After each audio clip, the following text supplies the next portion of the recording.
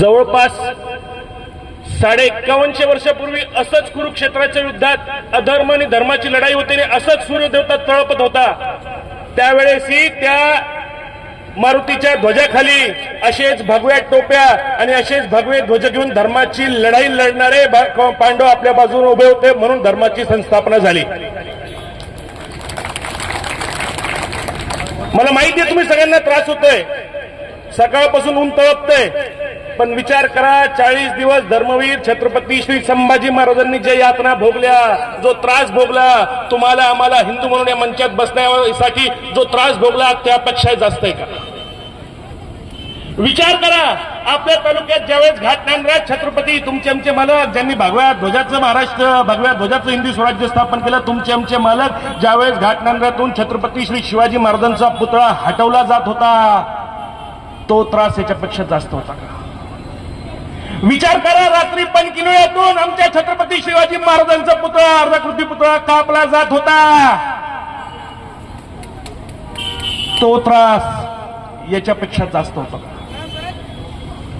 विचार करा, विचार करण्याची वेळ आहे। कपाळावर टोपी आहे, डोक्यावर भगवा आहे, भगवी टोपी आहे, हातात भगवा ध्वज आहे। विचार करा, इथं माझ्या माता भगिनी बसल्यात, सकाळी उठतात, सूर्य उगायच्या वेळेस रात्रभर दिवसभर काम करतात, राब राब राबतात, अख्ख्या घराचं सगळं ओझं उचलतात। ज्यावेळेस माझ्या माता भगिनी, ज्यावेळेस आमचा शेतकरी बांधव शेतीत राब राब राबतो, आमच्या माता भगिनींना एखादा दागिना घ्यायचा असेल तर त्याला वर्षभर पिकाची वाट पाहावी लागते।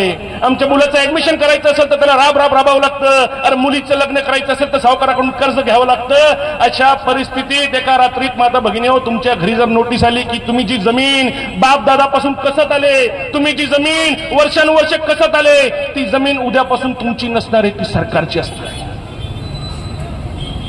काय काय काय काय विचार करत असेल तो कुटुंब? असं काळजात कसा धक्स होत असेल, डोळ्यात कशा पाणी येत असतील?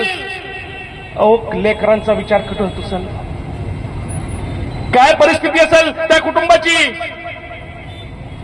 गणेश उत्सवाचा काळ, आमच्या उत्सवाचा काळ, आमचे गणराय घरी येतात, आनंदात उल्हासात उत्साहाचं उदाहरण असतं। 10 दिवस आम्ही आनंदाने सुखाने हिंदू बांधव एकत्रित येत असतो। ज्यावेळेस आमच्या हिंदूंच्या 29 मुलांवर गुन्हे दाखल होतात, काय त्यांच्या आया बहिणींना वाटत असेल?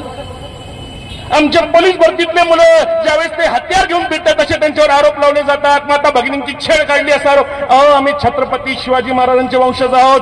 स्त्री ही परधर्मातली जरी असली तरी ती मातो समाने अशी ही शिकवणूक आमच्यावर आम्हाला मिळालेली आहे। आमचे पोरं हे काम करते। मला माहिती आहे ऊन तळपतंय, मी अधिक वेळ घेणार नाही। मित्रांनो, वेळ आलेली आहे। सिल्लोड तालुक्यात अनेक अन्याय आहेत, अनेकांच्या जमिनी हडपल्या जातात। आमचा व्यापारी बिचारा कसंबसं करून व्यापार करत असतो, शहरात अचानक भिंत बांधली जाते, करोडोची जमीन, करोडोची जागा, करोडोची दुकान माती मोल भावाची होते। काय भोगत असतील ते? या सगळ्यांना दाखवायची वेळ आली आहे। सगळ्यांना दाखवायची वेळ आली की ज्या ज्यावेळेस हिंदू समाजावर अन्याय होतो त्यावेळेस हिंदू समाज छत्रपती शिवाजी महाराजांचा आदर्श घेऊन या भगव्या ध्वजाखाली एकत्रित येत असतो आणि स्वतःची ताकद दाखवत असतो। ज्या ज्या वेळेस अधर्माची ताकद असते त्या त्यावेळेस धर्माची संस्थापना करण्यासाठी परमेश्वर आमच्यात येत असतो। आणि अधिक वेळ घेणार नाही, मला माहिती आहे ऊन खूप तापलंय, बाकीच्या नेत्यांना बोलायचंय।